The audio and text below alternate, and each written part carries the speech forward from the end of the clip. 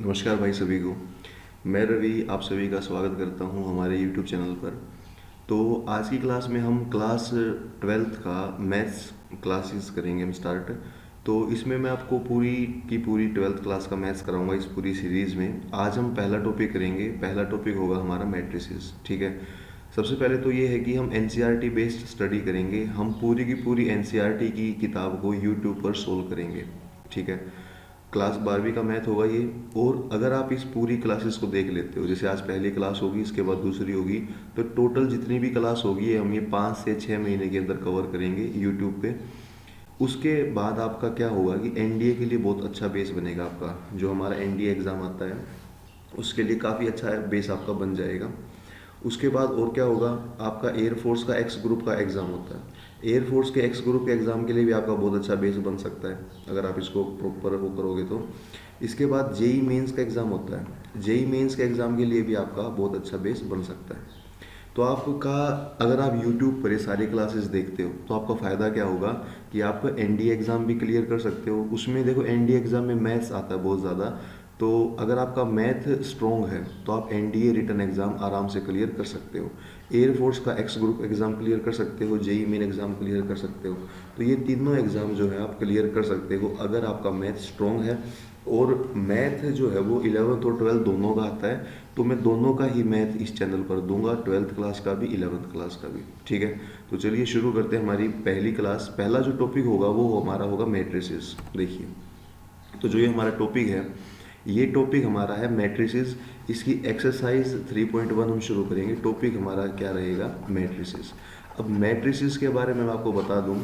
देखिए, ये क्लास हमारी बिल्कुल बेसिक से होगी। कोई बच्चा अगर 12th क्लास का है वो बिल्कुल बेसिक के साथ अगर सीखना चाहता है, उसके बेसिक कमज़ोर हैं, मतलब पहली बार पढ़ रहा है, उसने पहले कहीं नहीं पढ़ा, तो बिल्कुल आराम से देख सकता है। एक एक बात यहाँ पर बिल्कुल शांति के साथ बताई जाएगी। कोई भी मतलब जल्दबाजी नहीं होगी, बिल्कुल आराम से हम ये सारे काम करेंगे। ठीक है। अब इसके बाद देखिए आप, सबसे पहली बात तो मैट्रिक्स से मैं शुरू कराऊंगा। यहाँ पर यूट्यूब पर हम पूरी की पूरी एनसीईआरटी को सोल्व करेंगे। अगर कोई बच्चा, देखो, जो अगर आप प्रॉपर तैयारी करना चाहते हो 12th क्लास की, अगर मैं आपको 12th क्लास के बारे में बताऊँ तो जो सबसे ज़्यादा बुक फॉलो होती है वो बुक फॉलो होती है एलिमेंट्स की बुक। ठीक है। एलिमेंट्स की बुक होती है। यहाँ यूट्यूब पर हम जो है एनसीईआरटी की बुक को सोल्व करेंगे। अगर कोई बच्चा एलिमेंट की बुक को पूरा सोल्व करना चाहता है, या मान लो 12th में बोर्ड की तैयारी करना चाहता है, 12th में बोर्ड की तैयारी करना चाहता हो वो, या फिर वो एनडीए का मतलब क्लासेस लगाना चाह रहे हो। देखो, एनसीईआरटी से क्या होगा कि एनडीए का आपका बेस स्ट्रॉन्ग हो जाएगा, लेकिन जो ट्रिक्स वगैरह हैं वो आपको एनसीईआरटी से नहीं पता चल पाएंगी। अगर आप एनडीए का बैच लगाना चाह रहे हो या फिर जेई मेंस का मैथ्स करना चाह रहे हो, तो आप जो नीचे मोबाइल नंबर दे रखा है इस पर कॉन्टैक्ट कर सकते हो आप। ठीक है। ऑनलाइन और ऑफलाइन दोनों क्लासेस आपको अवेलेबल होंगी। अगर आप ट्यूशन लेना चाहते हो मैथ्स का तो आप यहाँ पर कॉन्टैक्ट कर सकते हो। ठीक है। अब हम शुरू करते हैं मैट्रिसेस। मैट्रिसेस क्या है हमारा, कैसे क्या होता है, बिल्कुल आराम से देखिए। मैट्रिसेस होता क्या है, सबसे पहले मैं आपको वो सिखा देता हूँ। मैट्रिसेस जो है हमारा है वो रेक्टेंगुलर अरेंजमेंट होता है एलिमेंट्स का। ठीक है। तो आप कॉपी पेन लेके आराम से बैठिए, पूरा प्रॉपर नोट्स आप बना सकते हो, एक एक चीज़ आप कॉपी में लिख सकते हो। काफ़ी बढ़िया आपका बेस स्ट्रॉन्ग हो जाएगा। मैट्रिसेस जो है वो रेक्टेंगुलर मैट्रिक्स है, रेक्टेंगुलर अरेंजमेंट है एलिमेंट्स का। ठीक है। तो मैट्रिक्स को अगर आपको डिफाइन करना पड़े, कोई पूछ ही ले कि मैट्रिक्स होता क्या है, तो आप क्या बोलोगे, मैट्रिक्स जो है वो रेक्टेंगुलर अरेंजमेंट है एलिमेंट्स का। एलिमेंट्स में कोई भी हमारे नंबर हो सकते हैं, एलिमेंट हो सकता है, कुछ भी इस तरह का हो सकता है। पहले मैं आपको एक मैट्रिक्स लिख के दिखा देता हूँ, लिखने के बाद आपको ज़्यादा आइडिया लगेगा कि मैट्रिक्स क्या होता है। ठीक है। तो देखो आप, जैसे ए कोई मैट्रिक्स है, वो मैंने लिखा 2 3 4। ठीक है। ये मैंने लिखा और यहाँ पर लिख दिया 1 - 4 और 5। अगर आप ऐसे मैट्रिक्स लिखोगे कोई भी, तो ये हमारा कोई भी जो है जनरल मैट्रिक्स है। ठीक है। 2 3 4, 1 - 4 और 5। अच्छा, एक बात ये है कि अगर कोई बच्चा ऑफलाइन कोचिंग के लिए आना चाहता है तो ये कोचिंग मैं बताना भूल गया, रोहतक में है। ठीक है। रोहतक में आप आ सकते हो, जो भी रोहतक का बच्चा है। मतलब ऑनलाइन तो बच्चा कहीं का भी आ सकता है, ऑनलाइन में तो कोई दिक्कत नहीं है, पर अगर ऑफलाइन आना चाहो तो इसका एड्रेस जो है रोहतक है, हरियाणा में। तो रोहतक हरियाणा का कोई बच्चा अगर है तो वो प्रॉपर क्लास ऑफलाइन लगाना चाहे तो वो इस नंबर पर कांटेक्ट कर सकता है। ठीक है। अब मुझे बताओ, ए हमारा कितना है, 2 3 4, 1 - 4 और 5। तो ये आपने कोई भी मैट्रिक्स जो है वो बना दिया। अब आप देखो इसमें जो है एलिमेंट हमने क्या क्या लिया है, 2 3 4 लिया है, 1 माइनस 4 और 5 लिया है, ये मैट्रिक्स हमने ले लिए। अब इसमें देखो आपको एक तो दिखेगी हॉरिजेंटल लाइन। हॉरिजेंटल लाइन कौन सी, 2 3 4। आप देखो ये जो लाइन है, ये लाइन कैसी लाइन है, हॉरिजेंटल लाइन है। हॉरिजेंटल लाइन को तो मैट्रिक्स में हम बोलते हैं रो।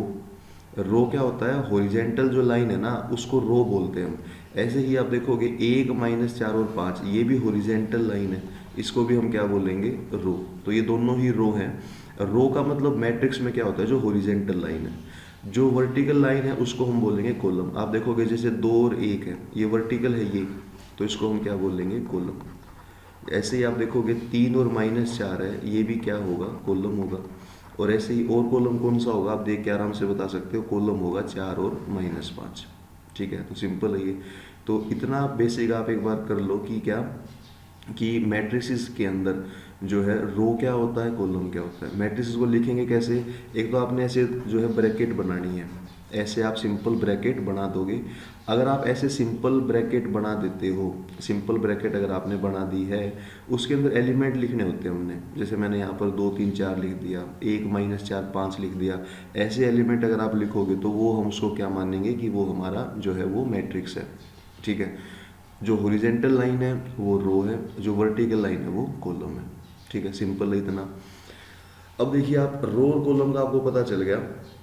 अब आप इसमें ये देखो कि हमारी रो हैं कितनी। आपको मैं बताता हूँ किसी मैट्रिक्स का ऑर्डर क्या होता है।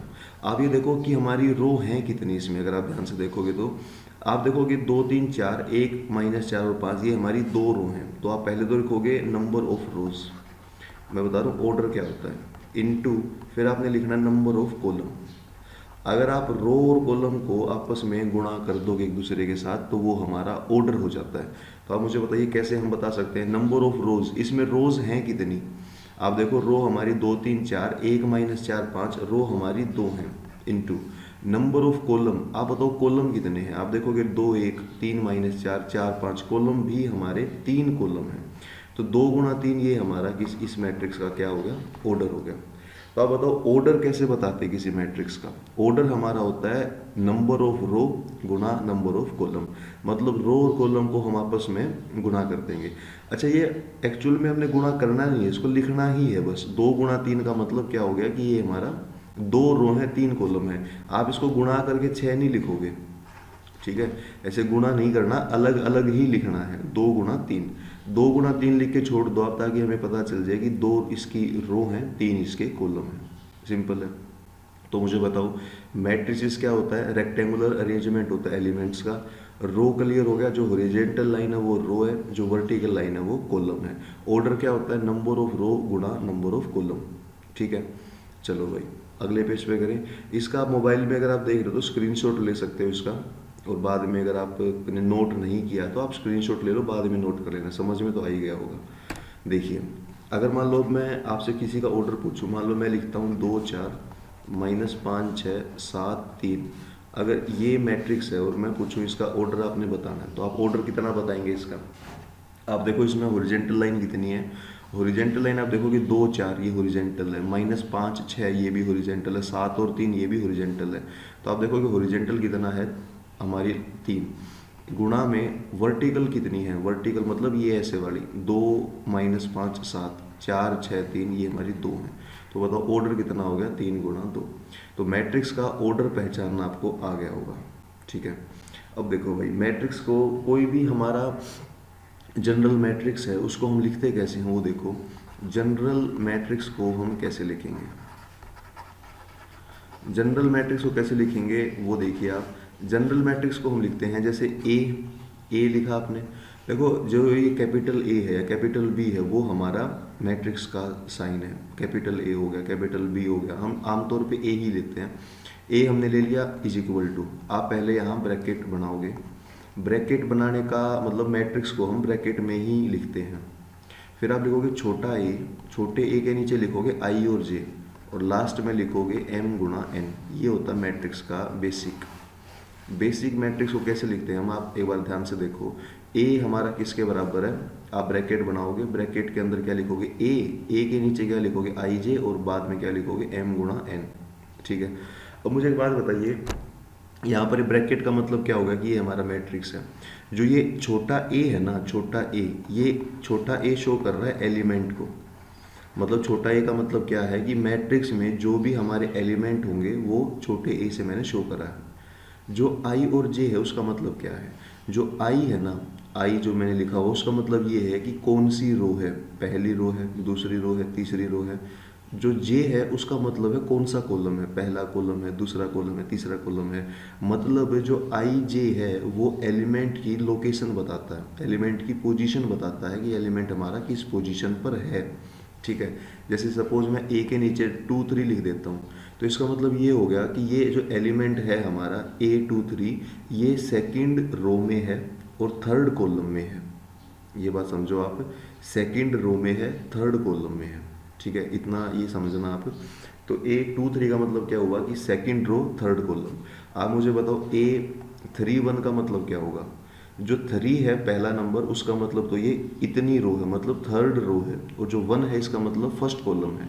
तो A31 जो एलिमेंट है कहाँ पर होगा? ये तीसरी रो में होगा, पहले कॉलम में होगा। ठीक है, तो अब आराम से देख लो। ए आई जे का, ए का मतलब क्या? एलिमेंट। आई जे का मतलब, आई का मतलब कौन सी रो है, जे का मतलब कौन सा कॉलम है। अब बात करते हैं एम और एन की। एम है हमारा है टोटल नंबर ऑफ रो, कि टोटल रो कितनी है उसमें। जैसे यहाँ भी देखोगे आप, टोटल रो 3 थी तो 3 लिख दिया था। और एन का मतलब क्या है? टोटल कॉलम कितने हैं। तो ये बात ध्यान रखना आप। तो आप मुझे बताओ क्या समझ में आया आपको? मैट्रिक्स को कैसे लिखते हैं? ब्रैकेट बना के ए आई जे, और उसके अंदर क्या लिखोगे आप बताइए? उसके अंदर आप लिखोगे एम, मतलब बाहर लिखोगे एम गुणा एन, और आई जे का मतलब कौन सी रो कौन सा कॉलम। अब मैं एग्जांपल देके दिखा देता हूँ। अगर हम 3 × 3 का मैट्रिक्स लिखना चाहें, अगर हम 3 × 3 का मैट्रिक्स लिखेंगे तो हम कैसे लिख सकते हैं? देखो आप, तो आपने लिखना A11, A12, A13, ऐसे लिखना है। फिर लिखना आपने A21, A22, A23। फिर आप लिखोगे A31, A32, A33, ऐसे आपने लिखना है। तो ये आपने करना है, ये हमारा 3 × 3 ऑर्डर का मैट्रिक्स है।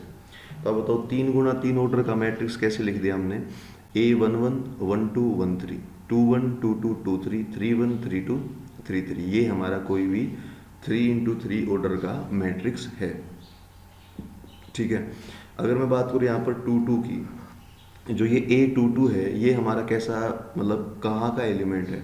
तो हम बता सकते हैं 2 2 का मतलब सेकंड रो है और सेकंड कॉलम। आप चेक भी कर सकते हो, ये जो A22 है ये दूसरी ही रो में है और दूसरे ही कॉलम में है। इसका ऑर्डर कितना हो जाएगा? ऑर्डर हो जाएगा 3 × 3। ठीक है, तो ऑर्डर जो है सिंपल हम बता सकते हैं कितना ऑर्डर होता है? 3 × 3 ऑर्डर होता है। तो बताइए, तो ऐसे हम मैट्रिक्स को लिख लेंगे। जनरल मैट्रिक्स मुझे लग रहा है आपको लिखना आ चुका है। ठीक है, चले आगे। इसका स्क्रीनशॉट ले सकते हो आप, आराम से नोट कर सकते हो। वीडियो के नीचे आप कमेंट करके भी बता सकते हो कि आपने जो है कैसे इस सवाल को हमने किया है, कहाँ आपको डाउट आया है, क्या चीज़ समझ में नहीं आई, सारी चीज़ बता देना आप। करें आगे। अब मैं मैट्रिक्स से 10 टाइप कराऊंगा, 10 के 10 टाइप हमारे बहुत इंपॉर्टेंट है। फिर हम करेंगे सवाल। एक पूरी की पूरी एक्सरसाइज आज हम सोल्व कर लेंगे एनसीईआरटी की। ठीक है, चलो भाई। तो अब मैं आपको 10 टाइप बता रहा हूँ मैट्रिक्स के, आप ये प्रॉपर नोट्स बना लेना। 10 types of matrices. Matrix 10 type की होती है मेनली। उन 10 टाइप में जो बेसिक बेसिक हमारी बातें हैं वो देखिए आप। 10 टाइप ऑफ मैट्रिसेस में जो पहला हमारा मैट्रिक्स है वो है रो मैट्रिक्स। ठीक है, आप कॉपी में पूरा नोट्स बना सकते हो। आपको रो मैट्रिक्स क्या होता है? रो मैट्रिक्स हमारा वो मैट्रिक्स है जिसके अंदर जो नंबर ऑफ रोज है वो फिक्स है, कितनी? 1। नंबर ऑफ रोज तो हमारी 1 है, कॉलम हमारा कुछ भी हो सकता है। ठीक है, रो मैट्रिक्स उस मैट्रिक्स को बोलेंगे जिसके अंदर एक रो होगी और कॉलम कितने भी हो सकते हैं। तो आप मुझे बताओ इसका ऑर्डर क्या क्या हो सकता है? इसका ऑर्डर जो है क्या क्या हो सकता है? रो तो एक ही होगी, तो जैसे 1 × 2 हो गया, 1 × 3 हो गया, 1 × 4 हो गया, इस प्रकार हो जाएगा। ठीक है, अब देखोगे सब में रो तो एक ही है, कॉलम 2 हो गया, 3 हो गया, 4 हो गया, वो वेरी करता रहेगा। ठीक है, दूसरा मैट्रिक्स है हमारा कॉलम मैट्रिक्स। अब आप समझ ही गए हो, रो मैट्रिक्स के अंदर एक रो होती है, तो उसी प्रकार कॉलम मैट्रिक्स के अंदर नंबर ऑफ कॉलम कितना होगा? 1 होगा। ठीक है। रो मैट्रिक्स के अंदर एक रो है, कॉलम मैट्रिक्स के अंदर एक कॉलम है। तो एक कॉलम है तो इसका ऑर्डर क्या क्या हो सकता है, आप देखो, 2 गुणा 1 हो जाएगा, 3 गुणा 1 हो जाएगा, 4 गुणा 1 एंड सो ऑन। तो रो मैट्रिक्स के अंदर एक रो होगी, ऑर्डर कुछ भी हो सकता है, मतलब ऑर्डर में रो 1 होगी, फिर कॉलम कुछ भी हो सकता है। ऐसे ही कॉलम मैट्रिक्स में कॉलम 1 होगा, रो हमारी चेंज हो सकती है। तो ये सिंपल सिंपल बात थी। अब देखो तीसरी बात है, हमारा जो मैट्रिक्स है वो है रेक्टेंगुलर मैट्रिक्स। रेक्टेंगुलर मैट्रिक्स क्या होता है, कैसे होता है, देखिए आप, रेक्टेंगुलर मैट्रिक्स हमारा वो मैट्रिक्स है जिसकी नंबर ऑफ रोज और कॉलम अलग अलग होते हैं। नंबर ऑफ रोज बराबर नहीं होता नंबर ऑफ कॉलम के, ठीक है। नंबर ऑफ रोज को मैं m से दिखाऊंगा और नंबर ऑफ कॉलम को मैं n से दिखाऊंगा। m और n क्या है, m और n हमारा ये है, m तो नंबर ऑफ रोज है, n हमारा नंबर ऑफ कॉलम्स है, ठीक है। अब मुझे बताओ m और n क्या क्या है हमारे, नंबर ऑफ रोज और नंबर ऑफ कॉलम। इसमें हम क्या करेंगे कि ये अलग अलग होंगे दोनों, ठीक है, सेम नहीं होंगे। तो जैसे इसका ऑर्डर क्या होगा, 2 गुणा 3 हो जाएगा, 4 गुणा 1 हो जाएगा, ठीक है, 3 गुणा 5 हो जाएगा। मतलब आप देखोगे रो और कॉलम अलग अलग है, रो और कॉलम सेम नहीं होंगे। अगर रो और कॉलम सेम नहीं होंगे तो वो जो है रेक्टेंगुलर मैट्रिक्स कहेंगे उसको, ठीक है। चले आगे, देखो भाई, तो ये 3 मैट्रिक्स आप लिख सकते हो। पहला रो मैट्रिक्स हो गया, दूसरा कॉलम मैट्रिक्स हो गया, तीसरा रेक्टेंगुलर मैट्रिक्स हो गया। अभी आप ये करो, वीडियो को समझ लो देख देख के कि मैट्रिक्स क्या है, इसका स्क्रीनशॉट ले लेना, वरना ये वीडियो तो वैसे भी यूट्यूब पे आप बाद में भी इसको कॉपी में नोट्स बनाने के लिए इसको लिख सकते हो, ठीक है ना। चलो भाई, बात नंबर 4 जो है वो हमारा स्क्वायर मैट्रिक्स। स्क्वायर मैट्रिक्स कौन सा मैट्रिक्स होता है, अब जैसे रेक्टेंगुलर मैट्रिक्स है, रेक्टेंगुलर मैट्रिक्स के अंदर आप देखोगे हमने क्या करा, रेक्टेंगुलर मैट्रिक्स में रो और कॉलम सेम नहीं थे। अब स्क्वायर मैट्रिक्स वो होता है जिसमें रो और कॉलम सेम होते हैं, और ये हमारा सबसे इम्पोर्टेंट मैट्रिक्स है। सबसे इम्पोर्टेंट मैट्रिक्स होता है स्क्वायर मैट्रिक्स। आप देखोगे आगे हम मैट्रिक्स पूरा करेंगे तो बहुत सारी चीज़ें आपको पता चलेंगी स्क्वायर मैट्रिक्स के बारे में, और आप ये भी देख सकते हो कि इसमें m और n हमारा इक्वल होता है, ठीक है। तो बताइए इसका ऑर्डर क्या होगा, या तो 1 × 1 होगा, या 2 × 2 होगा, या 3 × 3 होगा, या 4 × 4 होगा। तो आप ये देख सकते हो कि ऑर्डर हमारा जो है वो क्या क्या हो सकता है, रो और कॉलम सेम होना चाहिए, एक रो एक कॉलम, या आप कह सकते हो 2 रो 2 कॉलम, 3 रो 3 कॉलम, 4 रो 4 कॉलम, ऐसे कर सकते हैं, ठीक है। बहुत ज़्यादा यूज़ है स्क्वायर मैट्रिक्स का हर उसमें सवालों में। रेक्टेंगुलर मैट्रिक्स का कम यूज़ होगा, स्क्वायर मैट्रिक्स का ज़्यादा यूज़ होगा। इसके बाद आप देखिए, स्क्वायर मैट्रिक्स के बाद हमारा जो अगला मैट्रिक्स है वो आपने देखना है डायगोनल मैट्रिक्स क्या होता है। अब डायगोनल मैट्रिक्स बहुत इंपॉर्टेंट मैट्रिक्स है। पहली बात तो डायगोनल मैट्रिक्स हम केवल तब निकालेंगे जब हमारा स्क्वायर मैट्रिक्स होगा, एक तो ये बात आपने ध्यान रखना है। डायगोनल मैट्रिक्स हमारा कैसा मैट्रिक्स है, स्क्वायर मैट्रिक्स है। जो स्क्वायर मतलब स्क्वायर मैट्रिक्स का ही डायगोनल मैट्रिक्स हम बना सकते हैं, ठीक है। तो स्क्वायर मैट्रिक्स कैसा कैसा होगा मुझे बताइए, या तो 1 × 1 का होगा, या 2 × 2 का होगा, या 3 × 3 का। आप एक बात देखना, 1 × 1 का तो कोई मैट्रिक्स मतलब एक ही एलिमेंट होता है, उसका कोई खास यूज नहीं होता क्योंकि एक ही एलिमेंट होगा। 2 × 2 में 4 एलिमेंट होंगे, 3 × 3 में 9 होंगे, 4 × 4 में 16 होंगे। 4 × 4 वैसे हमारे सिलेबस में नहीं आता इतना बड़ा मैट्रिक्स, तो 1 × 1 में कुछ होता ही नहीं है, 4 × 4 सिलेबस में नहीं है। तो आप बताओ कौन से 2 मैट्रिक्स बच गए जिसका बहुत ज़्यादा यूज है, तो वो बच गए 2 × 2, 3 × 3। तो 2 × 2, 3 × 3 ये 2 मैट्रिक्स ऐसे बच गए हमारे जिसका बहुत ही ज़्यादा यूज़ है, ठीक है। अब आप मुझे बताओ 2 × 2 का कोई भी एग्जांपल दो आप, जैसे आपने दे दिया ABCD, ऐसे हमने नंबर लिख दिए ABCD, ये 2 × 2 का एग्जांपल हो गया। अगर हम 3 × 3 की बात करें तो आप कह सकते हो 1 2 3 हो गया, 4 5 6 7 8 9, तो ये हमारे मैट्रिक्स हो गए। तो आप बताओ ये 2 × 2 हो गया और ये 3 × 3 हो गया। अब एक बात बताओ, जो ये हमारा 2 × 2 है और हमारा 3 × 3 है, इसमें डायगोनल कहाँ होंगे। तो देखो बच्चों को जो नॉर्मल आदत होती है बताने की, तो वो ये होती है कि सर एक तो डायगोनल ये होता है ऐसे, और एक डायगोनल ये होता है, 2 डायगोनल होते हैं। पर एक बात ध्यान रखना, ये डायगोनल होते हैं सिंपल मैथ में, ज्योमेट्री वगैरह में। जो हम बात कर रहे हैं जिस मैट्रिक्स की बात हम कर रहे हैं उसमें डायगोनल जो है ये दोनों नहीं होते, ध्यान रखना, डायगोनल सिर्फ ये वाला होता है, ये तो दूसरे वाला डायगोनल नहीं होता। ऐसे यहाँ देखोगे आप 3 × 3 में, तो जो ये 1, 5 और 9 है ये तो डायगोनल है, और जो 3, 5, 7 है वो डायगोनल नहीं है। ऐसा क्यों है? वो डायगोनल क्यों नहीं है, सिर्फ ये बी सी डायगोनल, मतलब बी और सी डायगोनल क्यों नहीं है यहाँ पर, ऐसा क्यों होता है?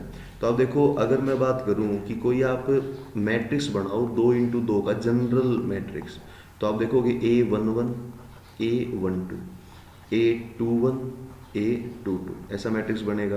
3 × 3 का हमने बना के देखा था, वो मैं पीछे ले जाऊंगा वापस। आप देखो, डायगोनल एलिमेंट हम उन्हीं को बोलेंगे, डायगोनल उसी को बोलेंगे जब आई और जे बराबर होगा। ये बात ध्यान रखना, जब आई और जे बराबर होगा उसी को डायगोनल बोलेंगे हम। तो मुझे बताओ, आई और जे अगर बराबर है हमारा, कहाँ आई और जे बराबर है? आई और जे का मतलब क्या हुआ? आई और जे का मतलब ये हुआ, जोन सी रो है वही कॉलम है। मतलब अगर दूसरी रो है तो दूसरा कॉलम होगा, तीसरी रो है तीसरा कॉलम होगा, पहली रो है पहला कॉलम होगा, आई और जे सेम होंगे। तो आप देखो यहाँ पर ये 1 1 सेम है, 1 1 का मतलब पहली रो पहला कॉलम, यहाँ 2 2 का मतलब दूसरी रो दूसरा कॉलम। तो आप देखो ये जो है ये हमारा डायगोनल है। अब आप देखो, क्या ये जो दूसरे वाला है उसको डायगोनल बोल सकते हो आप? यहाँ 1 2 है और 2 1 है, 1 2 का मतलब सेम तो नहीं हुआ, 2 1 का मतलब भी 2 और 1 अलग अलग है, तो ये डायगोनल नहीं होता है। ठीक है, तो ये बात आप समझना, डायगोनल जो है हम मैट्रिक्स में किसको बोलते हैं, जब आई और जे सेम होगा। अब आपको थोड़ा पीछे लेके चलता हूँ। ये देखो, ये हमारा जनरल मैट्रिक्स है। आप एक बात बताओ, जनरल मैट्रिक्स के अंदर ये 1 1 है, ये 2 2 है, ये 3 3 है, तो यही डायगोनल होगा। ठीक है, बाकी वो तो डायगोनल नहीं होगा क्योंकि उसमें 1 और 3 सेम नहीं है, 3 और 1 सेम नहीं है। चलो भाई, तो ये था हमारा डायगोनल मैट्रिक्स। तो डायगोनल मैट्रिक्स बताने के लिए पहले मैंने ये बताया कि डायगोनल क्या होता है। तो आपको ये बात समझ में आई कि डायगोनल क्या होता है। डायगोनल 2 × 2 में ये वाली लाइन है, ये वाली लाइन, और 3 × 3 में ये वाली लाइन है। पहले तो आपको ये क्लियर हुआ कि डायगोनल क्या होता है। अब डायगोनल मैट्रिक्स किसको बोलेंगे वो मैं बताता हूँ। ठीक है, देखो, डायगोनल मैट्रिक्स उसको बोलेंगे, डायगोनल मैट्रिक्स जो है, डायगोनल मैट्रिक्स वो मैट्रिक्स होता है जिस मैट्रिक्स के अंदर डायगोनल पर तो एलिमेंट हो, जैसे मैं अगर यहाँ बना दूँ, डायगोनल पर तो एलिमेंट हो और डायगोनल के अलावा एलिमेंट ना हो। ठीक है, तो ये मैट्रिक्स हो गया हमारा, इसको बोलेंगे डायगोनल मैट्रिक्स। तो बताओ, डायगोनल मैट्रिक्स कौन सा मैट्रिक्स होता है? डायगोनल मैट्रिक्स वो मैट्रिक्स होता है जिसमें डायगोनल एलिमेंट तो हो और डायगोनल एलिमेंट के अलावा बाकी सारे एलिमेंट क्या हो, जीरो। ठीक है, तो आप देखोगे डायगोनल एलिमेंट तो हो लेकिन उसके अलावा क्या हो, जीरो। अब यहाँ देखोगे ये डायगोनल है हमारा 2 3 5, 2 3 5 हमारे डायगोनल एलिमेंट हैं, वो तो हैं। डायगोनल के अलावा बाकी सब कहाँ हैं, बाकी सब जीरो हैं। तो बाकी सब जीरो हैं तो हम क्या कहेंगे कि ये हमारा डायगोनल एलिमेंट है। ऐसे अगर आप 2 × 2 का एग्जांपल दोगे तो आप कहोगे 4 0 0 5। इसमें देखो, डायगोनल में तो एलिमेंट हैं 4 और 5, बाकी जीरो है। तो अगर डायगोनल के अलावा बाकी जीरो हो तो हम उसको कह सकते हैं कि वो डायगोनल मैट्रिक्स है। ठीक है, तो पांचवा मैट्रिक्स डायगोनल मैट्रिक्स क्लियर हो गया आपको।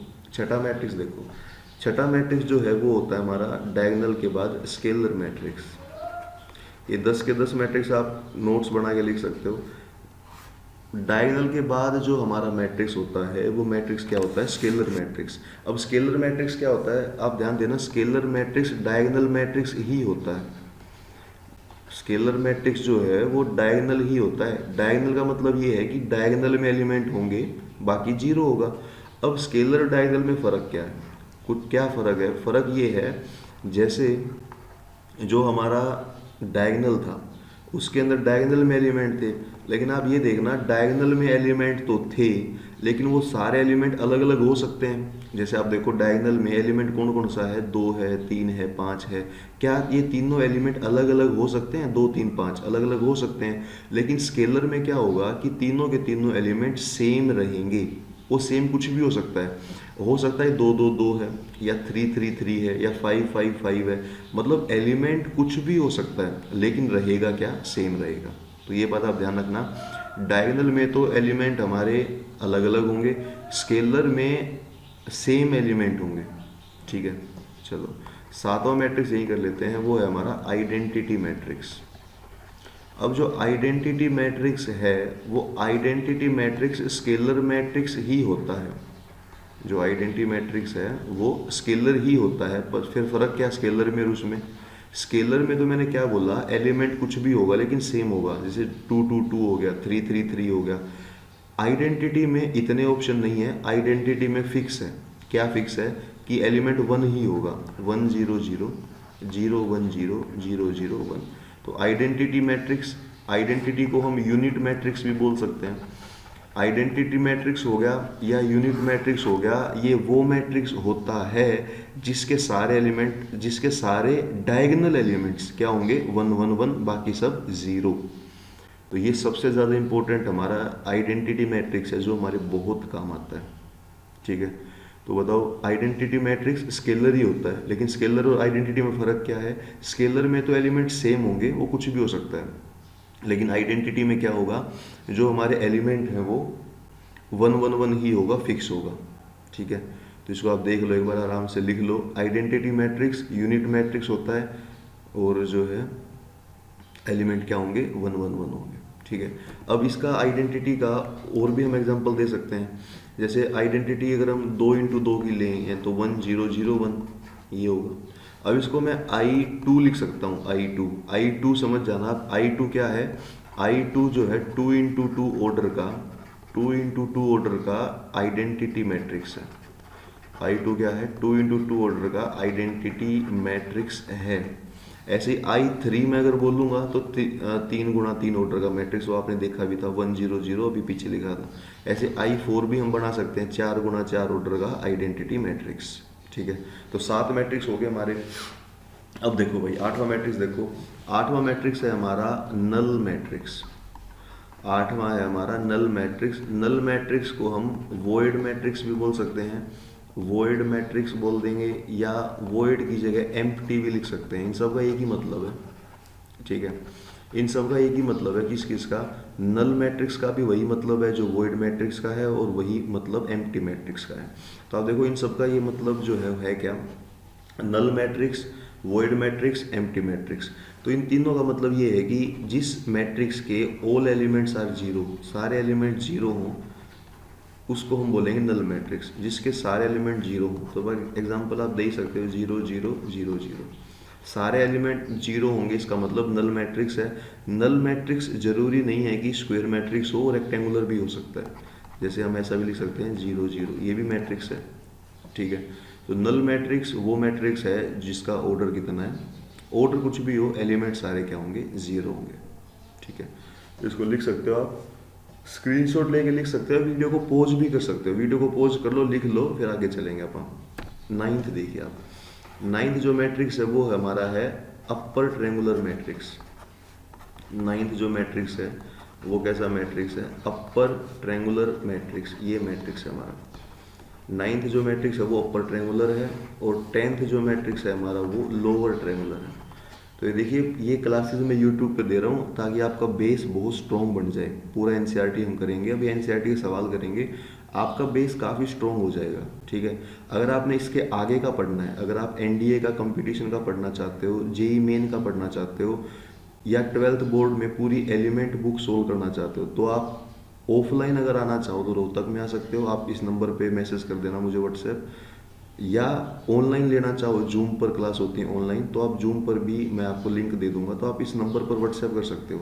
या तो आप ऑनलाइन एक्स्ट्रा क्लास लेना चाहो या ऑफलाइन लेना चाहो। ठीक है, मतलब इसके आगे का जेई मेन का पढ़ना चाहो आप, या एनडीए का पढ़ना चाहो, या 12th बोर्ड में ज़्यादा स्टडी आपने करनी हो, यूट्यूब पर हम बेसिक बेसिक करेंगे और पूरा एनसीईआरटी सोल्व करेंगे। ठीक है, तो बताओ 9th हमारा अपर ट्रेंगुलर मैट्रिक्स है, और 10th हमारा क्या है, लोअर ट्रेंगुलर मैट्रिक्स। तो ये दो मैट्रिक्स देखो आप, सबसे पहली बात तो ये दोनों स्क्वायर मैट्रिक्स होंगे, जो ये अपर ट्रेंगुलर है और लोअर ट्रेंगुलर है, ये दोनों ही स्क्वायर मैट्रिक्स होंगे। अब स्क्वायर मैट्रिक्स में होगा क्या, जैसे स्क्वायर मैट्रिक्स में मैं एग्जांपल दूँ, 3 इंटू 3 का एग्जांपल हम ले लेते हैं, तो होगा क्या, जैसे 1 2 3 और 4 और यहाँ 5, यहाँ 6 ले लो आप, ये 0 0 0। अपर ट्रेंगुलर में क्या होता है कि जो हमारा डायगोनल है, पहली बात तो आप मुझे डायगोनल बताओ, डायगोनल हमारा ये है 1 4 5 वाला। अपर ट्रेंगुलर में क्या होता है कि जो हमारा डायगोनल है, उस डायगोनल के डायगोनल पर और डायगोनल के ऊपर वहाँ तो एलिमेंट होते हैं। अपर ट्रायंगुलर मैट्रिक्स में क्या होता है, जो हमारा डायगोनल है, डायगोनल पर और डायगोनल के ऊपर वहाँ तो एलिमेंट होते हैं, लेकिन डायगोनल के नीचे एलिमेंट सारे के सारे जीरो होते हैं। तो आप देखो डायगोनल के नीचे 0 0 0 है और डायगोनल के ऊपर एलिमेंट्स हैं। तो अगर डायगोनल के ऊपर एलिमेंट्स हैं तो उसको हम बोलते हैं अपर ट्रायंगुलर मैट्रिक्स, और ऐसे ही अगर डायगोनल के नीचे एलिमेंट हो तो हम बोलेंगे लोअर ट्रायंगुलर मैट्रिक्स। अब आप समझ गए होंगे। तो लोअर का एग्जांपल लिखना बड़ा आसान है। अगर हम ऐसे करें, लोअर में नीचे एलिमेंट होता है और ऊपर क्या होता है, जीरो होता है। तो यह बात आप ध्यान रखना, अपर में तो ऊपर एलिमेंट होंगे और लोअर कहाँ, किसके ऊपर, डायगोनल के ऊपर, और लोअर में नीचे एलिमेंट होंगे, किसके नीचे, डायगोनल के नीचे। तो ये बात ध्यान रखना। तो ये हमारे 10 मैट्रिक्स हो गए। अपर में तो ऊपर होते हैं एलिमेंट और डायगोनल में, लोअर ट्रायंगुलर में डायगोनल के नीचे होते हैं। ठीक है, नीचे होने का मतलब ये है कि ऊपर जीरो होगा, और अपर ट्रायंगुलर में डायगोनल के ऊपर एलिमेंट होते हैं और नीचे जीरो होता है। तो ये 10 मैट्रिक्स आप लिख लो। अब हम एनसीईआरटी के सवाल सोल्व करने वाले हैं। ठीक है, जो ये क्लास है, इस क्लास की आपको पीडीएफ भी मिला करेगी। ठीक है, आप इस व्हाट्सएप नंबर पे जिसको पीडीएफ चाहिए वो मुझे मैसेज कर सकता है, मैं उसको पीडीएफ भी दे दूंगा इस क्लास की। तो जो मैं बता रहा था ना कि स्क्रीनशॉट लेके आप लिख लो इसको, तो वो सब आपने नहीं करना पड़ेगा। अगर आप जो है क्या करोगे, अगर आप इसकी पीडीएफ मैं आपको दे देता हूँ तो पीडीएफ में देख देख के कॉपी में नोट्स बना लोगे आप। तो पीडीएफ के लिए भी आपने व्हाट्सएप करना है इस पर। ठीक है, तो ये 10 मैट्रिक्स हमारे हो गए। अब हम करते हैं आगे बेसिक बातें। बेसिक बातें क्या है कि पहली बात, जैसे कोई मैट्रिक्स ए है हमारा, देखो इसी क्लास में मैट्रिक्स आपका इतना स्ट्रॉन्ग हो जाएगा। ये क्लास मैं चाहता तो 10 मिनट 15 मिनट की भी कर देता, पर मैं चाह रहा हूँ बेशक बड़ी क्लास हो, 1 घंटे की क्लास हो, पर मैट्रिक्स आपका एक ही क्लास में बेस बन जाए पूरा। फिर हम ऐसे ही मैट्रिक्स की 10-12 क्लास लगेंगी, पूरा मैट्रिक्स हमारा खत्म हो जाएगा। इतना अच्छा खत्म हो जाएगा कि, और ये तो मैं बेसिक करा रहा हूँ एनसीईआरटी लेवल का, उसी में आपका इतना अच्छा बेस बन जाएगा कि जो बाकी बच्चे कहीं भी पढ़ रहे हैं उनसे आप आगे निकल जाओगे मैट्रिक्स के मामले में। ठीक है, बिल्कुल आप शांति से सारी वीडियो आपने देखनी है। अब मुझे बताओ मैट्रिक्स में हम करेंगे क्या। एक मैट्रिक्स ए है, उसके एलिमेंट हैं 2 3 4 5, ये मैट्रिक्स ए के एलिमेंट हैं। अब ए का मतलब क्या है, 2 3 4 5। अगर यहाँ पर मैं 2a लिख दूँ, मतलब a को 2 से गुणा कर दूँ, तो ध्यान रखना किसी मैट्रिक्स को 2 से गुणा करने का मतलब ये होता है कि उस मैट्रिक्स के हर एलिमेंट को 2 से गुणा करना आपने, उस मैट्रिक्स के हर एलिमेंट को ही 2 से गुणा करना है। तो मुझे बताओ 2 से गुणा करो हर एलिमेंट को, तो कितना आ जाएगा, 2 और 2 4, 3 और 1 6 आ जाएगा, 8 आ जाएगा और 10 आ जाएगा। तो अब बताओ हर एलिमेंट को किससे गुणा कर देंगे, हम 2 से गुणा कर देंगे। ठीक है, तो ये बात आपको समझ में आई। मैट्रिक्स को 2 से गुणा करने का मतलब हर एलिमेंट को 2 से गुणा करना। अब देखो एक मैट्रिक्स ए है, इसके अंदर मैं एक बी मैट्रिक्स को जोड़ दूं, मान लो बी मैट्रिक्स कुछ भी है हमारा, ये मैट्रिक्स है, तो इसको हमने जोड़ना है। पहली बात मैट्रिक्स जुड़ते कब हैं, पहली बात क्या, मैट्रिक्स जुड़ते कब हैं। ध्यान देना किसी भी दो मैट्रिक्स को आप केवल तब जोड़ सकते हो जब उनका ऑर्डर सेम होगा। ठीक है, मैट्रिक्स को तब जोड़ सकते हो जब उनका ऑर्डर सेम होगा। आप देखो यहाँ पर इसका ऑर्डर कितना है, 2 गुना 2 है, इसका ऑर्डर कितना है, 2 गुना 2 है। अगर दोनों का ऑर्डर सेम है तो आप उनको जोड़ सकते हो, अगर ऑर्डर सेम नहीं है तो नहीं जोड़ सकते, और जोड़ना है फिर हमें। अब आप देखो ऑर्डर सेम है तो आप जोड़ोगे इनको, कैसे जोड़ोगे आप मुझे बताओ। आपने क्या करना है, इसके पहले एलिमेंट में इसका पहला एलिमेंट जोड़ना है। आप देखो इसका पहला एलिमेंट कितना है, 2, इसका पहला एलिमेंट 2 है, इसका पहला एलिमेंट कितना है, -1 है।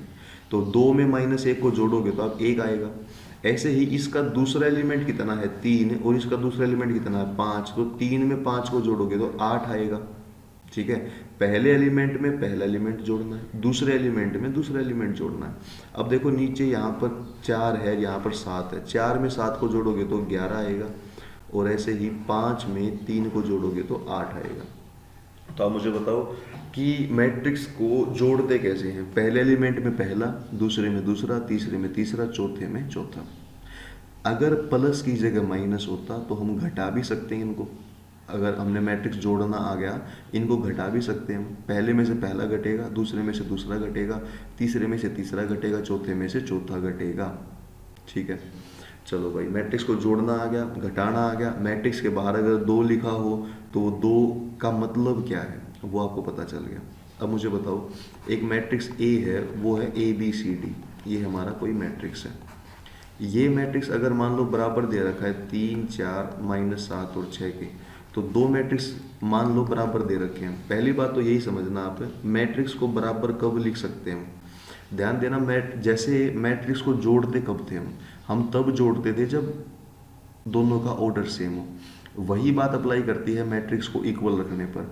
किसी भी दो मैट्रिक्स को हम कब इक्वल रख सकते हैं, मैट्रिक्स को हम कब कहेंगे कि वो इक्वल हैं, जब उनका ऑर्डर सेम होगा। ये बात ध्यान रखना, अगर मैट्रिक्स का ऑर्डर सेम है तो हम कह सकते हैं कि वो इक्वल होंगे। अदरवाइज मतलब मैट्रिक्स को इक्वल अगर आपने रख दिया तो इसका ऑर्डर सेम ही होना चाहिए। ठीक है, अब मान लो हमने ए बी सी डी और 3 4 -7 को इक्वल रख दिया। अब आप देखो, इसमें पहला एलिमेंट तो पहले के बराबर होगा, तो आप देखोगे यहाँ से ए हमारा कितना आ गया, ए हमारा 3 आ गया। फिर आप देखोगे दूसरा एलिमेंट दूसरे के बराबर होगा, जो बी है हमारा वो कितना आ गया, 4। आप देखोगे तीसरा एलिमेंट तीसरे के बराबर हो गया, जो सी है वो -7 आ गया, और जो चौथा एलिमेंट है वो चौथे के बराबर हो गया, जो डी है हमारा 6 आ गया। तो ये ऐसे आपने देखना है, जब भी कोई मैट्रिक्स आपस में बराबर हो तो दोनों का पहला एलिमेंट, मतलब इसका पहला उसके पहले के बराबर, इसका दूसरा उसके दूसरे के बराबर, तीसरा तीसरे के बराबर, चौथा चौथे के बराबर। सिंपल है, ऐसे हम कर सकते हैं। ये हमारा सारा का सारा बेसिक मैट्रिक्स का खत्म हो गया। अब हमें सिर्फ एक ही काम करना है, वो है एनसीईआरटी के 3.1 के 10 सवाल। उन 10 क्वेश्चंस में हमारा पूरा क्लियर हो जाएगा। ठीक है, जो भी इस वीडियो को देख रहा है, जो भी आपका दोस्त है जो 12th क्लास में है, उसको आप शेयर कर सकते हो। अगर कोई आप किसी को जानते हो जो 11th क्लास में आपका दोस्त है, उसको भी ये चैनल शेयर कर सकते हो। यहाँ पर 12th क्लास की एनसीईआरटी पूरी सोल्व होगी, 11th की एनसीईआरटी भी हम पूरी सोल्व करेंगे। ठीक है, देखो भाई, तो पहला क्वेश्चन आपके सामने है। अब ये जो है हम सोल्व कर रहे हैं एक्सरसाइज 3.1 सोल्व कर रहे हैं मैट्रिसेस की। ठीक है, एक एक सवाल हम सोल्व करेंगे, हर सवाल आप सोल्व कर सकते हो। फिर 3.2 सोल्व करेंगे, मतलब सारा का सारा एनसीईआरटी हम बिल्कुल समझा समझा कर सोल्व कर लेंगे हम। तो मुझे बताइए क्या दे रखा है। क्वेश्चन नंबर 1 है इन द मैट्रिक्स ए। ठीक है, in the matrix A matrix के अंदर इन्होंने मैट्रिक्स लिख दिया, ये पूरा देखिए आप। कह रहा है कि इसका ऑर्डर बताओ, कह रहा है कि इसके नंबर ऑफ एलिमेंट्स बताओ, कह रहा है कि एलिमेंट्स लिखो। तो बड़ा सिंपल सवाल है। ठीक है, तो देखो जितना ही आसान लग रहा है, मैथ उतना आसान है भी नहीं, लेकिन क्योंकि शुरुआत के चैप्टर है, चैप्टर 3 हो गया, 4 हो गया, चैप्टर 1 हो गया, ये आसान है। लेकिन धीरे धीरे जो और बड़े चैप्टर हैं, जो लास्ट के चैप्टर है, इंटीग्रेशन हो गया, 3D वेक्टर, ये थोड़े से बड़े टॉपिक्स हैं और मुश्किल टॉपिक हैं, वहाँ थोड़ा आपने और वो करना पड़ेगा। ठीक है, जो कुछ चैप्टर जो शुरुआत के हैं वो थोड़े आसान दिए गए, ताकि बच्चा एकदम से 12th में आया है तो वो टेंशन में ना आ जाए कि 12th कहीं हो ही ना पाए मेरे से। आसान है, लेकिन आपने थोड़ा प्रॉपर पढ़ाई करनी पड़ेगी। आप देखो इन द मैट्रिक्स ए हमारा मैट्रिक्स है, कह रहा है कि ऑर्डर लिखो। तो ऑर्डर लिख देंगे, इसका क्या दिख रहा है आपको साफ साफ, ऑर्डर कितना दिख रहा है। देखो आप, रो कितनी है इसकी, रो आप देखोगे तो रो ऊपर से ये हमारी रो है ऐसे, ये रो है ना ऐसे, तो रो हमारी 3 होगी। और कॉलम कितने हैं, कॉलम देखो 1 2 3 4, कॉलम वर्टिकल लाइन है तो कॉलम हो गए 4। तो ये हमारा क्या है, ऑर्डर है। ऑर्डर 3 × 4 लिख दोगे। फिर बात आती है, इसने क्या पूछा है, द नंबर ऑफ एलिमेंट्स, कितने एलिमेंट हैं। तो आप देखो एलिमेंट कितने हैं, एलिमेंट पता क्या होता है, आप ऑर्डर को गुणा कर दो 3 और 4 को, 3 और 4 कितना होता है, 12। तो 12 एलिमेंट है, आप एलिमेंट को गिन भी सकते हो, तो कितना आ जाएगा, 12 एलिमेंट आ जाएगा। तीसरी बात क्या है, तीसरी बात यह है कि एलिमेंट्स लिखो। कौन सा एलिमेंट लिखना है, 1 3। 1 3 का मतलब पहली रो तीसरा कॉलम। तो आप देखोगे पहली रो में तीसरा कॉलम कितना है, पहली रो तीसरा कॉलम ये 19 है, तो ये आ जाएगा 19। फिर कह रहा है 2 1, दूसरी रो पहला कॉलम, दूसरी रो ये है, पहला कॉलम ये है, तो 35 आ गया। फिर 3 3 पूछ रहा है, 3 3 का मतलब तीसरी रो तीसरा कॉलम, तो तीसरी रो तीसरा कॉलम ये आता है -5। फिर कह रहा है दूसरी रो चौथा कॉलम, दूसरी में चौथा कितना दिख रहा है, 12 दिख रहा है। दूसरी रो तीसरा कॉलम, दूसरी में तीसरा 5/2 दिख रहा है। तो ऐसे आप कर सकते हो। ठीक है, तो ये पहला सवाल था। पहले देखो मैं ऐसे पढ़ाऊंगा, पहले आपको बेसिक करा दूंगा, बेसिक करा के आपको डायरेक्ट क्वेश्चंस मैं करा दूंगा। ठीक है, तो ये देख लेना आप। बेसिक करने के बाद क्वेश्चन तो कुछ लगेंगे नहीं आपको, ठीक है ना। तो पहले बेसिक आप अच्छे से देखा करो, फिर आप इसको करो। ठीक है, करें आगे। दूसरा सवाल देखो भाई, दूसरे सवाल का क्या आंसर होगा, क्या सवाल है। If a matrix has 24 elements, अगर मैट्रिक्स में 24 एलिमेंट, तो what are the possible order it can have, what if it has 13 element. पहले पढ़ो, कह रहा है कि एक मैट्रिक्स के अगर 24 एलिमेंट हैं तो इसके ऑर्डर क्या क्या हो सकते हैं। अब देखो, अगर 24 एलिमेंट हैं, 24 एलिमेंट का मतलब ये हो गया कि आप ये देखो किस किस को गुणा करने पर 24 आता है। तो आप कहोगे सर 1 × 24, 1 × 24 ऑर्डर हो सकता है, बिल्कुल हो सकता है। इसका मतलब क्या हुआ, एक तो रो है और 24 कॉलम है। ऐसे ऑर्डर वो कितना हो सकता है, 2 × 12 हो सकता है। आपने बस ये देखना किस किस का गुणा, किस दो नंबर का गुणा 24 बनता है। फिर 3 × 8 हो सकता है, 4 × 6 हो सकता है, फिर 6 × 4 हो सकता है, 8 × 3 हो सकता है, 12 × 2 हो सकता है, और 24 × 1 हो सकता है। तो ये सारे के सारे इसके ऑर्डर हो सकते हैं, ठीक है। तो ये ध्यान रखना आप, ऑर्डर का मतलब क्या हो गया कि जैसे मतलब 24 अगर एलिमेंट हैं तो किस किस को गुणा करने पर 24 आता है। तो जैसे 3 और 8 को, अब 3 और 8 में मतलब क्या हुआ, 3 तो ये हो गया कि इसकी नंबर ऑफ रो है, मतलब इसकी रो कितनी है 3, और 8 क्या, नंबर ऑफ कॉलम, इसके कॉलम कितने हैं 8। तो आप देखो कि रो 3 है, कॉलम 8 है। फिर ये पूछ रहा है कि what if it has 13 element, क्या हो अगर 13 एलिमेंट होंगे। अगर 13 एलिमेंट होंगे तो ऑर्डर क्या क्या होगा। अब किस किस का गुणा 13 होता है, तो आप देखो या तो 1 × 13 13 होता है, 13 × 1 होता है। तो ये दो ऑर्डर हो सकते हैं। अगर 13 एलिमेंट हैं या तो 1 × 13 होगा या 13 × 1 होगा, ठीक है। आराम से इसको देख लो एक बार कैसे हमने किया है, कैसे हम कर सकते हैं। चलो भाई, इसके बाद तीसरा देखो आप। तीसरे में हमारे पास क्या दे रखा है, एक मैट्रिक्स के 18 एलिमेंट हैं तो क्या क्या ऑर्डर हो सकता है। तो आप ये, मैं होमवर्क ही मान रहा हूँ, सो कर लेना आप आराम से, जैसे पिछला था वैसे ही कर ही लोगे। हर क्वेश्चन सोल्व करने का फ़ायदा नहीं है, कुछ तो आप कर सकते हो। इसका जो क्वेश्चन नंबर 3 का जो आंसर आप कमेंट में भी दे सकते हो, ठीक है। किसी को ना आए तो वो आप कमेंट में लिख देना कि सर मुझे नहीं आया, अगली क्लास में मैं करा दूंगा। 18 एलिमेंट है तो आपने ये बताना किस किस का गुणा 18 होगा। फिर कह रहा है कि 5 है तो 5 का भी वही बात है, किस किस का गुणा 5 होगा। तो सिंपल सवाल, मतलब दूसरे सवाल की ही कॉपी है, ही प्रैक्टिस कर लेना। कुछ तो प्रैक्टिस आपने करनी पड़ेगी तभी बात बनेगी। 4, क्वेश्चन नंबर 4 आओ एक बार, क्या कहना चाह रहा है। कंस्ट्रक्ट ए 2 × 2 मैट्रिक्स, ठीक है। एक मैट्रिक्स बनाओ 2 × 2 का, whose elements are given by, जिसके एलिमेंट ये दे रखे हैं। अब देखो इसके 3 पार्ट हैं, मैं एक पार्ट करा देता हूँ, कोई भी एक पार्ट, बाकी 2 पार्ट आप घर पे कर लेना। कैसे, जैसे मान लो, एक बात बताओ, 2 × 2 का मैट्रिक्स बनता कैसे। 2 × 2 का मैंने बना के भी दिखाया था, वो बनता है A11 A12 A21 A22, ऐसे बनता है। आप देखो 2 × 2 का मैट्रिक्स कैसे बनता है, मुझे बताओ। A11 12 21 22 ऐसे बनता है। अब आप देखो यहाँ बात हो रही है A11 की। अब A11 निकालो कैसे की बात सारी वो है। A11, आप पहले तो ये बताओ A11 का मतलब क्या हुआ। A11 का मतलब ये हुआ 1 पहली कॉलम है, पहला रो है। 1 का मतलब पहली रो है, पहला कॉलम है। तो अब ये 1 आएगा कैसे। आप, मैं पहला पार्ट करा रहा हूँ, आप यहाँ आ जाओ एक बार, इसको देखो। आई जे कितना है, I + J²/2।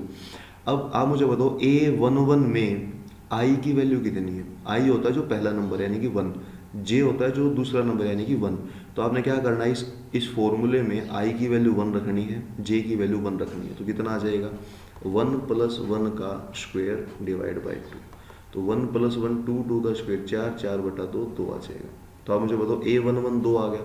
इसी प्रकार हम निकालेंगे A12 आई की। A12 का मतलब आई की वैल्यू 1 है, जे की वैल्यू 2 है। तो आप करो 1 और 2 करो, यहाँ पर आई की वैल्यू 1 पुट करो, जे की वैल्यू 2 पुट करोगे तो 1 और 2 पुट करने पर 3 आएगा, 3 का स्क्वायर 9, तो 9/2 आ जाएगा।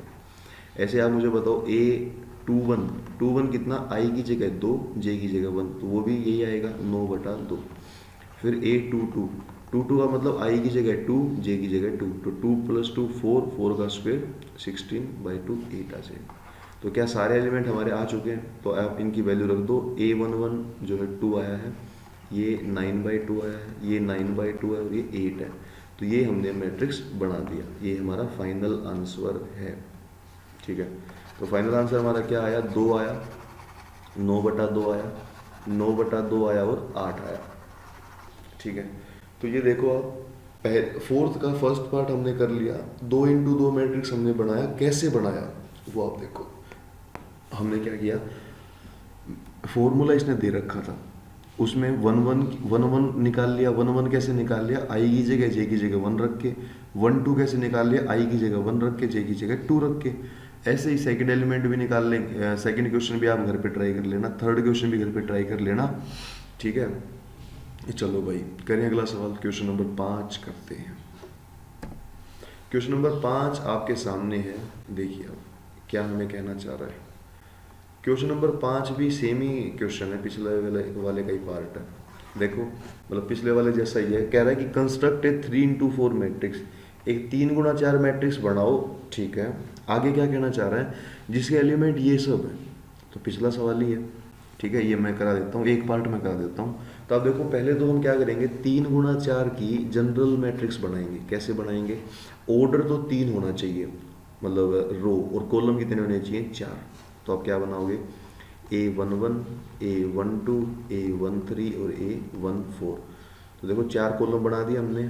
और उसके बाद A21, A22, A23 और A24। फिर क्या बनाओगे आप, A31, A32, A33, A34, ऐसे बनाओगे आप, ठीक है। अब आप देखो ये हमने पहले तो 3 × 4 का एक जनरल मैट्रिक्स बना दिया। ये हमारा 3 × 4 का एक जनरल मैट्रिक्स है, ठीक है। अब मुझे बताओ वन वन कैसे आएगा। अब फार्मूला क्या दे रखा है, फार्मूला ये यहाँ दे रखा है फॉर्मूला। अब यहाँ से मैं आपको A11 निकाल के दिखा देता हूँ। A11 कितना आएगा, A11 का मतलब ये है कि आई 11 का मतलब आई की वैल्यू 1, जे की वैल्यू 1। तो उस फॉर्मूले में, ये पहले फॉर्मूले में आई की जगह 1 रख दो, जे की जगह 1 रख दो। तो आप बताओ 1/2 -3, आई की जगह 1 रख दिया हमने, +1। तो आप देखोगे, अच्छा ये जो 2 डंडे लगा रखे, किसी को ना पता हो, इसका मतलब होता है मॉडुलस होता है इसका मतलब। और मॉडुलस का मतलब ये होता है कि उसके अंदर जो आंसर है वो अगर माइनस भी हो तो हमने प्लस ही लेना है। मॉडुलस का मतलब समझ जाना आप कि हमने प्लस ही लेना है। हाँ मुझे बताओ 1/2 -3 + 1 कितना होता है, -2 होता है। लेकिन -2 को हमने प्लस ही लेना है। देखो मैंने प्लस का 2 लिखा है। प्लस का 2 क्यों लिखा है, क्योंकि मॉडुलस फंक्शन का मतलब ये होता है कि बेशक माइनस हो प्लस ही लेना है। तो 2/2 कितना आ जाएगा, 1 आ जाएगा। 2/2 1 आएगा, ठीक है। तो हम बताओ हमारा पहला एलिमेंट कितना आया, पहला एलिमेंट हमारा 1 आ गया। तो इसी प्रकार आप निकाल लेना है सारे एलिमेंट, ठीक है। ये एलिमेंट हमारा कितना आया, 1। अच्छा 1 और 2 रखोगे तो 1 और 2 रख लो, मतलब मैं रख के दिखा नहीं रहा, मैं सिर्फ सीधा सोल्व कर रहा हूँ। आप बताओ 1 रखोगे, आई की जगह 1 रखोगे तो -3 आएगा, उसकी जगह 2 रखोगे तो प्लस का 2। तो -3 + 2 -1, क्योंकि पर हमें मोड़ लेना है, तो प्लस का 1। तो ये एलिमेंट 1/2 आएगा। ऐसे ही आप रख देना 1/3, 1 और 3 रख देना। आई की जगह 1 रखो और इसकी जगह 3 रखो, तो ये आएगा 0। फिर 1 और 4, इसकी जगह 1 रखो, उसकी जगह 4 रखो, मतलब आई की जगह तो 1, जे की जगह 4।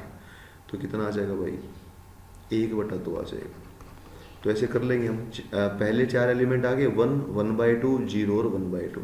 अब आप खुद समझदार हो, A21 कैसे आएगा। A21 का मतलब आई की वैल्यू तो 2 है और जे की वैल्यू 1 है। तो इस फार्मूले में जहाँ भी आई दिख रहा वहाँ 2 रख दो, और जहाँ जे दिख रहा वहाँ 1 रख दो। ऐसे हमने करना है। ऐसे ही 2 2 निकाल लेंगे, 3 3 निकाल, ये सारे निकाल लेंगे हम, ठीक है। तो ये आप घर पे आराम से कॉपी में कर सकते हो। पूरा हिंट कैसे करना मैंने दे दिया। सेम इसी प्रकार सवाल नंबर 2 है। सवाल नंबर 2 तो पहले से भी आसान है, ठीक है। तो ये आपने करना भाई। तो इस प्रकार मुझे लग रहा है सवाल आप कर लोगे, ठीक है। कॉपी बना लेना, फेयर कॉपी, उसमें सारे सवाल कर लेना, ठीक है। कभी रोहतक के अगर आप हो तो आप वहाँ से आके मुझे कॉपी चेक भी करा सकते हो कि सर देखो आपने यूट्यूब पे पढ़ाया था, मेरी कॉपी चेक कर लो। तो मैं कॉपी भी चेक कर लूँगा, बस मैसेज करके टाइम मांग लेना कि सर किस टाइम मैं कॉपी चेक कराने आऊँ, ठीक है। चलो भाई क्वेश्चन नंबर 6 देखिए आप। क्वेश्चन नंबर 6 का आंसर क्या होगा, find the value of x, y, z from the following equations. ये सारी की सारी इक्वेशन दे रखी हैं, इनका यूज करके हमने x की वैल्यू निकालना है, y की वैल्यू निकालना है, z की वैल्यू निकालना है, ठीक है। तो कैसे हम निकालेंगे, तो मुझे बताओ। अगर मैं पहला पार्ट कराऊँ पहले सोल्व, आप मुझे बताओ पहले में क्या क्या दे रखा है हमें, 4 3 x 5 और y z ये बराबर दे रखे हैं। थोड़ी देर पहले मैंने बताया था कि ये मैट्रिसेस को बराबर आप कब कर सकते हो, बराबर तब कर सकते हैं जब पहला एलिमेंट पहले के बराबर हो। तो यहाँ देखो, इसमें तो पहला एलिमेंट 4 है, इसमें पहला एलिमेंट y है, तो हम कह सकते हैं कि y की वैल्यू 4 है। यहाँ पर 3 है और यहाँ पर z है, हम कह सकते हैं z की वैल्यू 3 है। यहाँ पर x है और यहाँ पर 1 है, हम कह सकते हैं x की वैल्यू 1 है। और 5 तो 5 है ही। ये हमारा पहला सवाल हो गया। इतना ही आसान है। आप देखो, पहला एलिमेंट पहले के बराबर, दूसरा दूसरे के, तीसरा तीसरे के, चौथा चौथे के। फिर बात आती है दूसरे सवाल की। दूसरे सवाल में आप देखो, पहला एलिमेंट x प्लस वाई है, ये 6 के बराबर होगा, x प्लस वाई 6 होगा। फिर दूसरा 2 और 2 तो सेम है, उनको क्या लिखना। तीसरे पे आ जाओ, 5 प्लस z 5 है, 5 प्लस z 5 है। तो अब देखो, ये 5 से 5 कट जाएगा, z 0 आ जाएगा। उसके बाद देखो चौथा, एक्स वाई हमारा 8 है, एक्स वाई हमारा 8 है। अब बताओ, एक्स वाई हमारा 8 है। अब ऊपर देखो, एक्स प्लस वाई हमारा 6 है, एक्स वाई हमारा 8 है, तो एक्स क्या होगा, वाई क्या होगा। तो अब देखो, आप क्या करो, यहाँ से वैल्यू निकाल लो एक्स की वैल्यू यहाँ से कितनी आ जाएगी, वाई वहाँ जाके माइनस में चला जाएगा, तो वाई एक्स कितना आएगा, 6 माइनस वाई। ये एक्स की वैल्यू नीचे पुट कर दो आप, 6 माइनस वाई, फिर वाई इज इक्वल टू 8। तो क्या इक्वेशन बनेगी अगर सोल्व करोगे तो, 6y minus y square is equal to 8। तो आएगा y square minus 6y plus 8 is equal to 0। तो आ जाएगा y minus 2, y minus 4 is equal to 0। तो y आ जाएगा 2 और 4। y 2 भी हो सकता है, y 4 भी हो सकता है। आप देखो, x कितना आ जाएगा, अगर y 2 है तो x हमारा 4 आएगा, अगर y 4 है तो x हमारा 2 आएगा। तो ये नंबर ऐसे करने हैं आपने, ठीक है। अब ये देखो, क्वाड्रेटिक इक्वेशन बनेगी y square minus 6y plus 8 बराबर 0। और यहाँ पर इसके फैक्टर अगर हम बनाएंगे तो y माइनस 2, वाई माइनस 4 बनता है। अगर किसी को फैक्टर समझ में ना आए हो तो कमेंट कर देना कि सर फैक्टर दोबारा करा दो, तो मैं उस बच्चे को दोबारा करा देता हूँ, ठीक है। कमेंट मतलब अगली वीडियो में बता दूंगा मैं कि कैसे ये फैक्टर बनाए। तो अब बताओ, आंसर हमारा कितना आ गया। एक्स की वैल्यू 4 या 2 हो सकती है, y की वैल्यू 2 या 4 हो सकती है, z की वैल्यू 0 हो सकती है।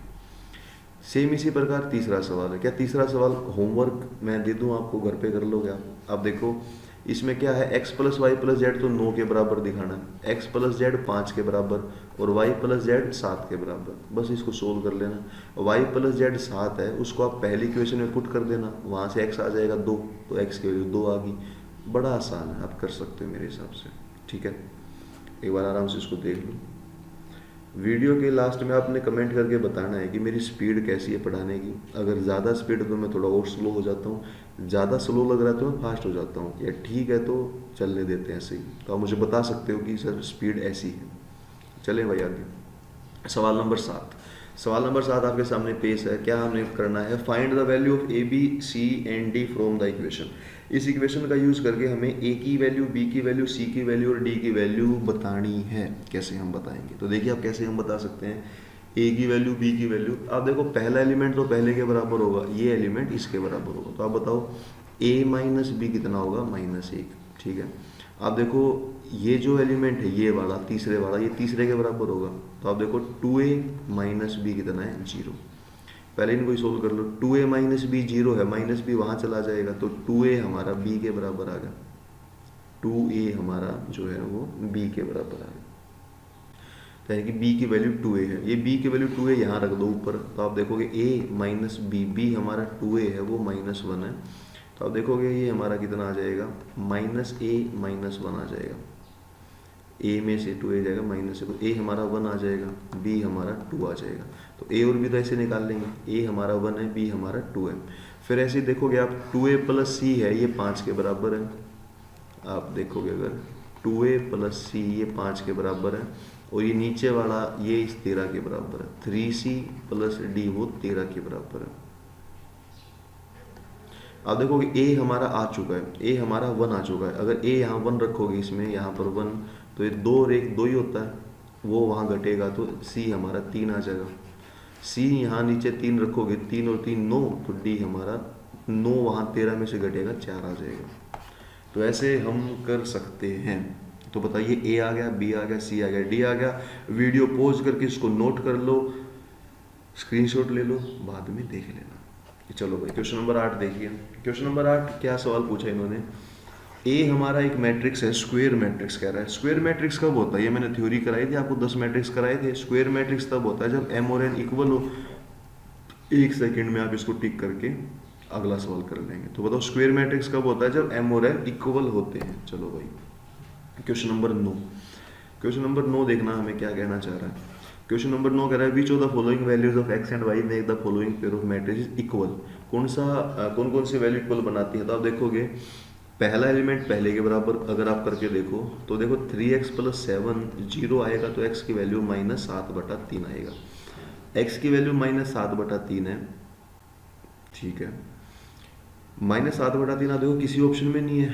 पहला ऑप्शन गलत हो गया, दूसरा ऑप्शन वैसे गलत हो गया, तीसरा ऑप्शन भी गलत हो गया, बी चौथा ऑप्शन बी बच गया कि नॉट पॉसिबल टू फाइंड।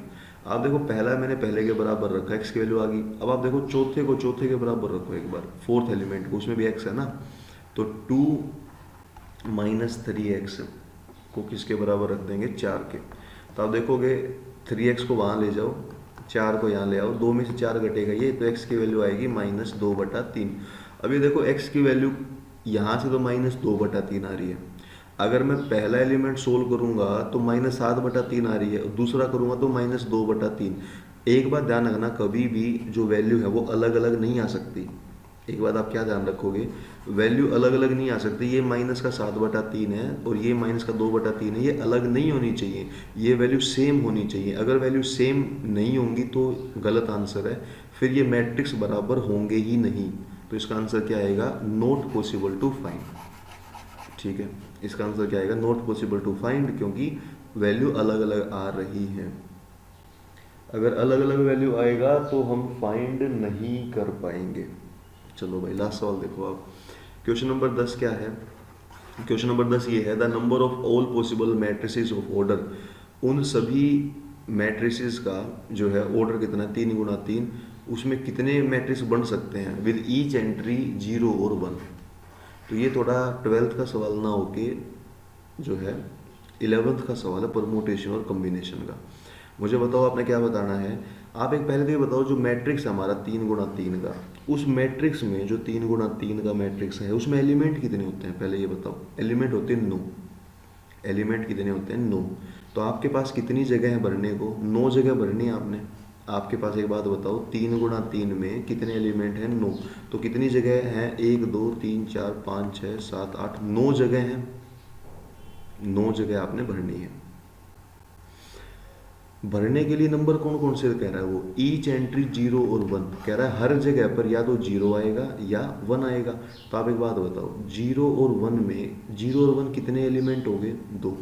तो यहाँ पर 2 आ जाएगा, मतलब पहले जगह पर कितने एलिमेंट आ सकते हैं, 2। दूसरी जगह पर फिर से 2 2। हर जगह पर 2 2 एलिमेंट आ सकते हैं, या तो 0 या 1। इन सब को आपने करना है गुणा। ये हम 11th क्लास में परमुटेशन कॉम्बिनेशन में करते थे। तो आप देखोगे 2 की पावर 9 हो जाएगा, वो होता है 512, और इसका आंसर है डी ऑप्शन है। इसका आंसर क्या है, डी ऑप्शन। तो ऐसे हमने करना था। तो आप ये देख लो भाई, ये था हमारा। तो इसका आंसर आएगा 512, क्योंकि हर जगह पर 2 एलिमेंट आ सकते हैं। तो 2 का जगह कितनी है, 9, तो 2 की 9 बार गुणा करेंगे, 2 2 2 2, तो 2 की पावर 9, 512 आ जाएगा। तो ये हमने पूरा का पूरा क्लास कवर कर लिया। मैं रिवाइज करा दूं, 10वां सवाल था, फिर हमने 9वां सवाल, 8वां, 7वां, 6वां, 5वां, 4 3, ये सारे सवाल करे। सवाल करने से पहले हमने थ्योरी करी, upper triangular, lower triangular, 10 matrix हमने थ्योरी में करे। आधा घंटा थ्योरी करी, 35 मिनट, 20-25 मिनट सवाल करे। ये था हमारा, ये सारा मैंने बताया। ठीक है, आपने कमेंट करके ज़रूर बताना क्लास आपको कैसी लगी है, जिस बच्चे ने पूरी क्लास देखी है। जो बच्चा ऑफलाइन ट्यूशन पढ़ना चाहता है या जो बच्चा ऑनलाइन पढ़ना चाहता है, ऑनलाइन बच्चा कहीं का भी बच्चा हो पढ़ सकता है जूम ऐप पर। ऑफलाइन सिर्फ रोहतक के बच्चे जो रोहतक में हैं, हरियाणा में, वो पढ़ सकते हैं। और ऑफलाइन क्लास में या जूम पर क्लास में मिलेगा क्या आपको, एनडीए एग्जाम्स के लिए सिखाया जाएगा आपको। देखो एनसीईआरटी से हमारा बेस बनता है इन सारे एग्जाम्स का, लेकिन बेस से ऊपर अगर आपने जाना है, मतलब एनडीए क्लियर करना है या जेईई मेन क्लियर करना है या एयरफोर्स का एग्जाम क्लियर करना है या 12th क्लास में बोर्ड में 100 में से 100 नंबर लाने हैं आपने, तो उसके लिए आपने जूम पर ऑनलाइन आना पड़ेगा, या फिर आप जो है ऑफलाइन आ सकते हो। ठीक है, रोहतक के अंदर। तो चलिए मिलते हैं अगली क्लास में। वीडियो कैसी लगी कमेंट कर देना। अपने जो भी आपका दोस्त है 11th का है 12th का उसके साथ शेयर कर देना। वीडियो 12th की है पर इसी चैनल पर 11th भी पढ़ाया जाएगा कल से ही, तो आप इस वीडियो को शेयर कर देना। आपका कोई दोस्त है जो एनडीए में जाना चाहता हो, जेईई मेन करना चाहता हो, उसको आप मेरे चैनल का बता सकते हैं। तो चलो चलिए मिलते हैं आपसे अगली क्लास में, तब तक सभी बच्चे अपना ध्यान रखिए।